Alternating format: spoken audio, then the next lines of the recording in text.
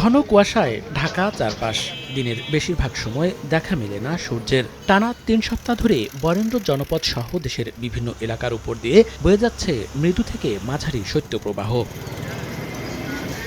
তীব্র শীতে এক প্রকার স্থবিরতা নেমে এসেছে জনপদে। সবচেয়ে ভোগান্তিতে পড়েছেন নিম্ন আয়ের মানুষ। কাজের সংকটে টান পড়ছে তাদের দৈনন্দিন রোজগারেও। বৈরী আবহাওয়ার প্রভাব পড়েছে কৃষিতেও। বড় চাষাবাদ ব্যাহত হওয়ায় দুশ্চিন্তায় কৃষক। ঠান্ডায় কাপড় চোপড় নাই, পাতলা পাতলা কাপড় গাদ দিয়ে কাজ কাম করাও যাচ্ছে না, বাড়ানো যাচ্ছে না। ঠান্ডায় বাড়ানো যাচ্ছে না, মুখ চোখ কালো হয়ে গেছে। গরম কাপড় না থাকার কারণে অনেকে ঘরের বাইরে হওয়ার সাহস করতে পারছে না। এদিকে টানা শৈত্যপ্রবাহে শ্বাসকষ্ট, নিউমোনিয়া ও ডায়রিয়া সহ নানা রোগে আক্রান্ত হয়ে পড়ছেন অনেকেই। তীব্র ঠান্ডায় বিভিন্ন রোগে শুক্রবার সকাল পর্যন্ত ২৪ ঘন্টায় যশোর সদর হাসপাতালে আসা ১০ জনের মৃত্যু হয়েছে, যাদের বয়স ৫৫ থেকে ৭০ বছরের মধ্যে। হাসপাতালে নেওয়ার পথে একটা ২০ মিনিটে ঠান্ডাজনিত কারণে উনি মারা গেছেন। কাশি, ঠান্ডা, বমি, তার জন্য ভর্তি হয়েছে ৪ দিন।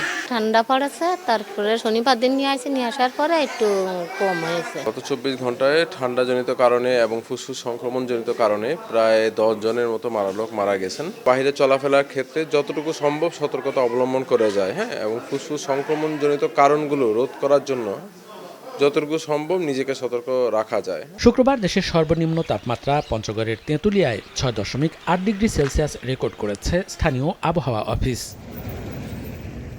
মনিরুজ্জামান প্রান্ত, সময় সংবাদ।